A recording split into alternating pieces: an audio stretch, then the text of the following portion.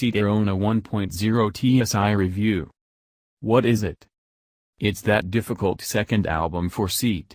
Martorell's first SUV, the Ateca, arrived somewhat under the radar last year, catching the Qashqai snoozing and sneaking past it on the way to the summit of our crossover class.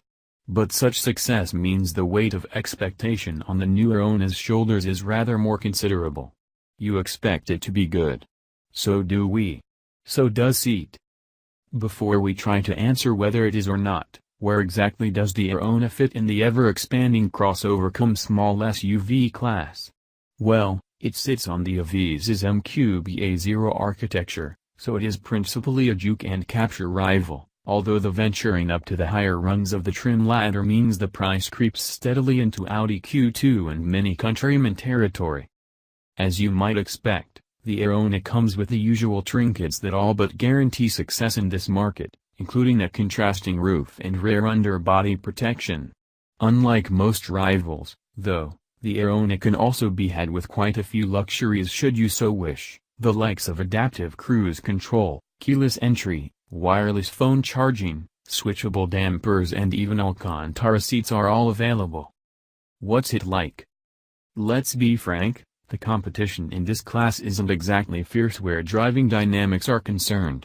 So don't get too excited to learn the Arona has an air of sophistication that has previously eluded sub-pound 20k crossovers. This is a car that corners with composure and steers precisely, albeit without the final layer polish applied to the latest Aviza. Surprisingly, the biggest difference between the two models would seem to be ride comfort. Where the Aviza flows over minor imperfections with the relaxed gait of an altogether larger car, the Arona's secondary ride is less settled, even on 17-in alloys, the smallest available. It's less jarring than a juke, mind, and that's arguably more to the point. The Volkswagen Group's 1.0-liter turbo 3-pot, tested here in 114 bhp form, is likely to be the most popular engine choice and is more than up to the job. Work it hard and you'll expose its tendency to send a few vibrations up through the pedals, but you'll rarely need to do so because there's a good slug of torque on offer from 1,800 revolutions per minute. The Arona's close links with the Aviza are patently obvious inside.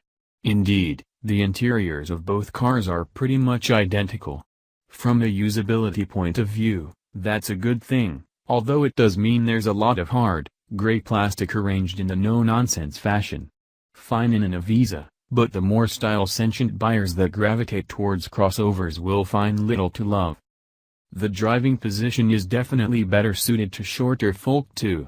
If your height starts with a 6, there's a good chance you'll wish the steering wheel retracted further into the dashboard.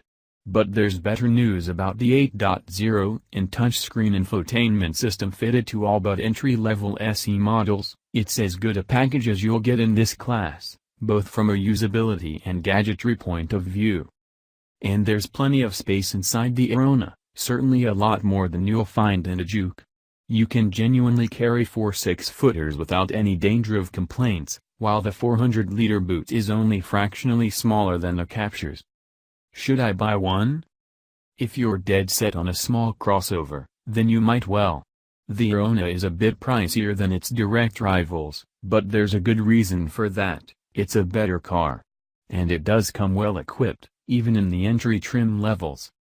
Not fussed about such things as a raised ride height and a contrasting roof? As is often the case, you'll find better value, better refined dynamics and almost as much space in a regular Super Mini. But then seat has that base covered too, with the talented new Aviza.